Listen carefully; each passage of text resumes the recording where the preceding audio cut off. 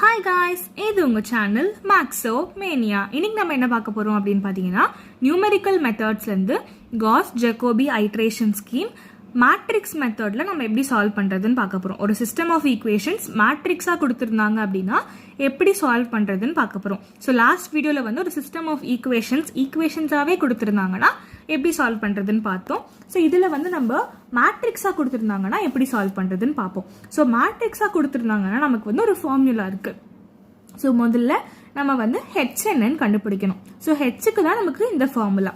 இது வந்து cos Jacobi ஐட்ரேஷனுக்கான formula. Cos சீடலுக்கு வேற ஃபார்முலா இருக்கு. நான் அந்த வீடியோ போடுறப்போ அந்த ஃபார்முலாவை சொல்றேன். இப்போ முதல்ல ஹெச் வந்து minus D inverse L plus U. அதாவது நமக்கு முதல்ல ஏ ஒரு பி கொடுத்துருப்பாங்க. ஸோ அதுலேருந்து நம்ம வந்து காஸ் ஜெகோபி ஐட்ரேஷன் ஸ்கீம் நம்ம கண்டுபிடிச்சிட்டு அந்த ஸ்கீம் கன்வர்ஜ் ஆகுதா இல்லையா நம்ம கண்டுபிடிக்கணும்.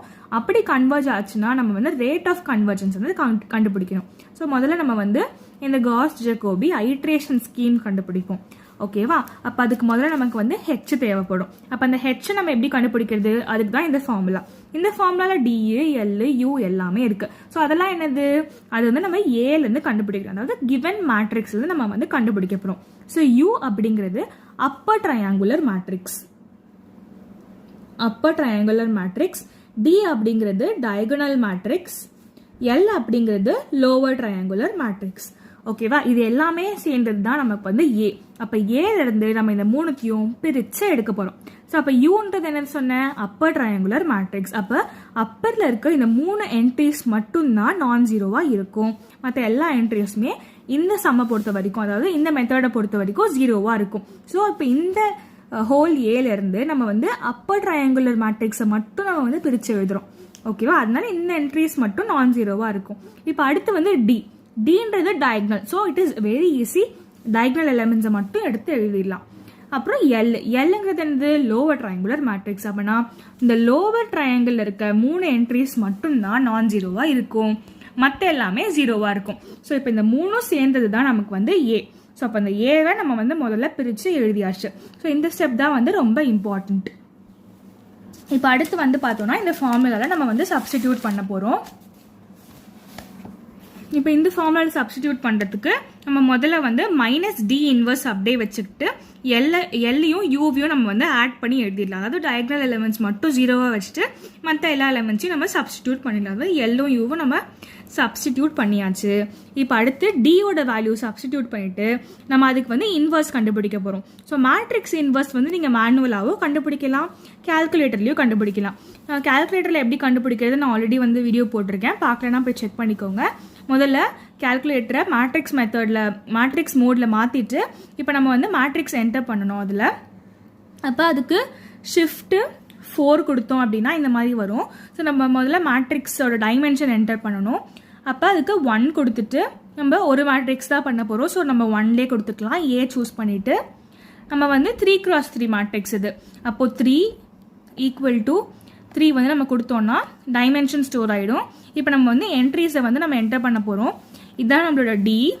ஸோ அப்போது 5 0 0 0 4 என்ட்ரி இங்கே நம்பர் வந்து வருது. அதுக்கேற்ற மாதிரி நம்ம வந்து என்டர் பண்ணுறோம்.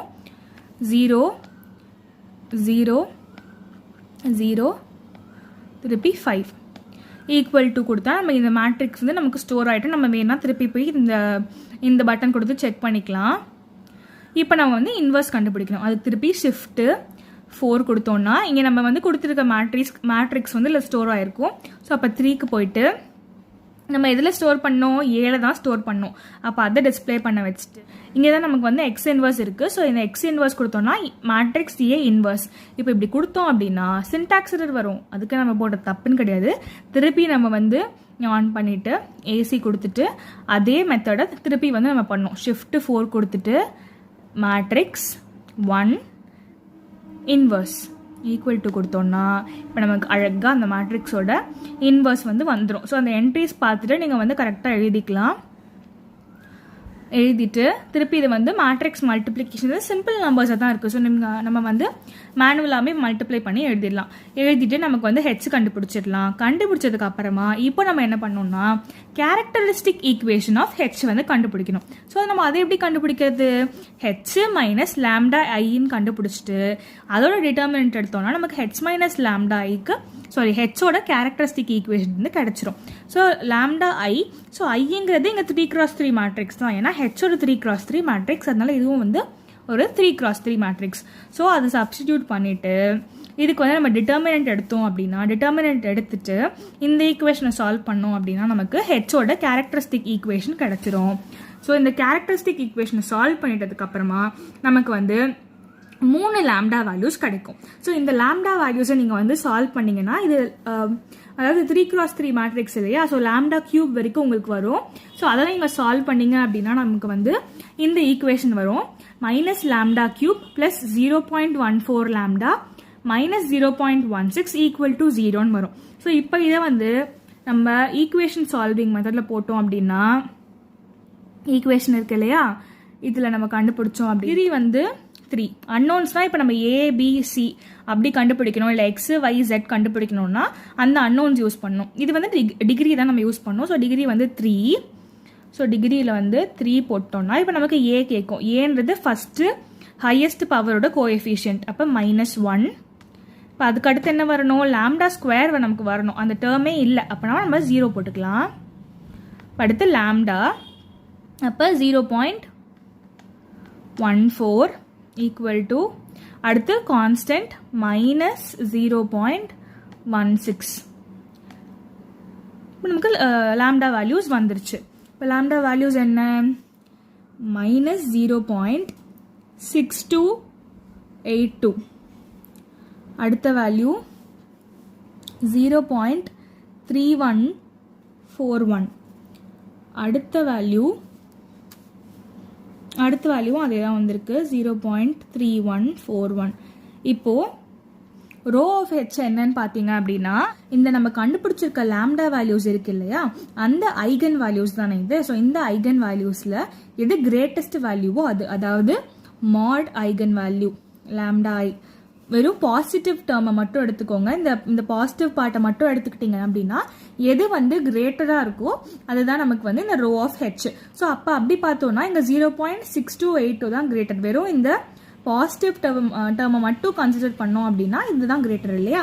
அப்போ ரோ ஆஃப் ஹெச் வந்து என்னது? 0.6282. இந்த கண்டிஷன் வந்து நம்ம கம்பல்சரியாக பார்த்துக்கணும், கிரேட்டஸ்ட் வேல்யூ. ஓகேவா? அதுதான் நம்மளோட ரோ ஆஃப் ஹெச். இப்போ இந்த ரோ ஆஃப் ஹெச் வந்து கன்வர்ஜஸா இல்லையான்னு பார்க்க சொல்லியிருந்தாங்க இல்லையா. ஸோ அதுக்கு நம்ம என்ன செக் பண்ணோம் அப்படின்னா இந்த ரோ ஆஃப் ஹெச் 1 விட கம்மியாக இருக்கா இல்லை அதிகமாக இருக்கான்னு பார்க்கணும். ஸோ நம்ம கேஸில் வந்து இப்போ இது கம்மியாக இருக்கு. கம்மியாக இருந்தால் கன்வர்ஜஸ், அதாவது இந்த ஐட்ரேஷன் ஸ்கீம் வந்து கன்வர்ஜஸ் அப்படின்னு நம்ம சொல்லலாம். இஃப் சப்போஸ் இது வந்து கிரேட்டர் தேன் 1 இருந்துச்சு அப்படின்னா the given iteration scheme does not converges அப்படின்னு நம்ம எழுதிடலாம். அப்போ நம்மளோட சம் இங்கேயோட முடிஞ்சிடும். இஃப் சப்போஸ் நமக்கு கன்வர்ஜஸ் வந்திருக்கிறதுனால நம்ம வந்து ரேட் ஆஃப் கன்வர்ஜன்ஸ்னு ஒன்று கண்டுபிடிக்கணும். இந்த ரேட் ஆஃப் கன்வர்ஜன்ஸ் என்ன அப்படின்னா அதாவது minus log of rho of h இல்லைனா minus ln of rho of h. இது ரெண்டுத்துக்கும் என்ன டிஃப்ரென்ஸ் அப்படின்னு பார்த்தீங்கன்னா இந்த லாக் வந்து பேஸ் டு த பவர் 10 அப்படின்றது தான் இருக்குது. ஸோ இது ரெண்டுமே வந்து நம்ம தனித்தனியாக கால்சியில் வந்து கண்டுபிடிச்சி வச்சுக்கலாம். இது நம்ம வந்து கிளியர் பண்ணோம் அப்படின்னா ஷிஃப்ட் கொடுத்துட்டு மோட் கிளியர் ஆல் கொடுத்துடலாம். இப்போ வந்து மைனஸ் லாக் ஆஃப் நமக்கு என்ன ரோ ஆஃப் ஹெச் 0.6282. இது வந்து மைனஸ் இது 2019. இப்போ வந்து ln minus of ln of 6282 கண்டுபிடிச்சோன்னா நமக்கு இது கிடைச்சிடும். இதுதான் நம்மளோட ரேட் ஆஃப் கன்வர்ஜன்ஸ். நான் வந்து ரவுண்ட் ஆஃப் பண்ணி எழுதியிருக்கேங்க.